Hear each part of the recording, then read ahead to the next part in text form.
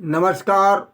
आज़ाद अमर 108 YouTube channel के माध्यम से मैं अपने परम प्रिय विद्यार्थी मित्र छोटू, प्रिंस, मनीष, उमेश एवं अन्य समस्त प्रिय विद्यार्थी मित्रों की ओर से विद्यार्थी कीर्तन मंडल सुनाथा झिंझक कानपुर देहात में आप सभी का हार्दिक स्वागत, अभिनंदन, वंदन करता हुआ मैं कवि विद्यार्थी अमर आज़ाद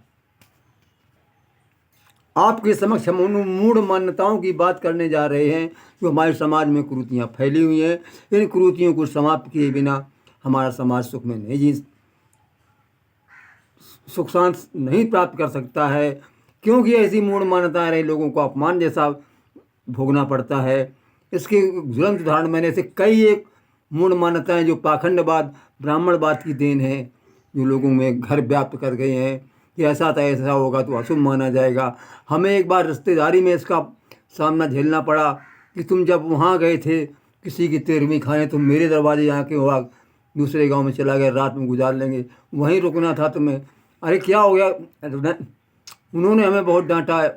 और जब मेरी माता जी का निधन हुआ तो मैं गाँव में किसी दूसरे लोगों के यहाँ मैं मांगने गया, वह बस अंदर को हमें डांट दिया गया, वहीं रुको, तुम इतने बड़े हो गए अभी ये नहीं जानते हो कि अंदर जाया जाता है जिस तुम्हारी माता जी का निधन हो चुका है। तो ऐसी मूढ़ मान्यताओं को देखिए कि एक तो मेरी माता जी का निधन हो गया, अब हम दरवाजे खड़े होकर के हम भीख जैसी मांगे। अरे समाज में कोई कुल्हाड़ी मांगने जाता, कोई कुछ लकड़ी चीरने के लिए, कहीं कुछ कोई काम पड़ता जाते तो कहता यहीं खड़े खड़े। अब भिखारियों की जैसी दशा बना दी मूढ़ मान्यताओं ने। हम दरवाजे पर खड़े, भैया दुआ कर, बहुत देर हो रही, वो अंदर अपना कुछ काम करे, हम अंदर जाकर नहीं ला सकते हैं वो वस्तु। अब हमारे मान लीजिए हमारे परिवार में 20 घर हैं तो हम केवल 20 कहते अपने परिवार में जा सकते हो, तब तो उस परिवार वालों का शुभ नहीं होगा, क्योंकि परिवार वालों के घर वालों का निधन हुआ है।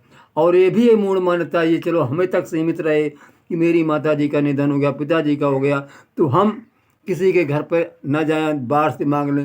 लेकिन हमारे परिवार के 20 घर के लोग, वो बेचारे किसी के घर में गाँव में अगर जाते तो वो भी डांटे जाते कि तुम्हारे परिवार में ऐसा हो गया, तुम यहाँ क्यों चले आए अंदर तक। तो बताओ ये मूढ़ मान्यताएं नहीं क्या है, और इस समाज को ढो रही हैं।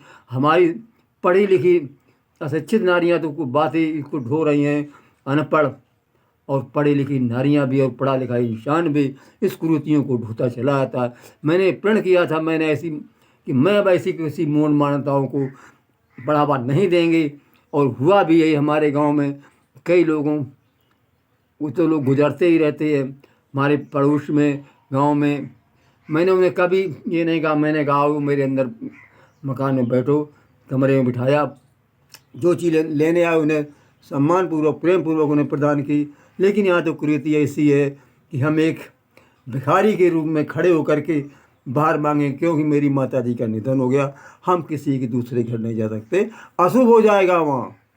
और मैंने जिन लोगों की माता और बाबा जिनके नहीं रहे मेरे यहाँ मांगने आए, मैंने अपने अंदर बैठा करके उन्हें वो वस्तु दी, खाना खिलाया पिलाया, मेरा क्या अशुभ हो गया। ऐसी मूढ़ मान्यताओं को त्यागने में ही हम लोगों की सबकी भलाई है, और पाखंडवाद से निकलना पड़ेगा हमें। नमस्कार।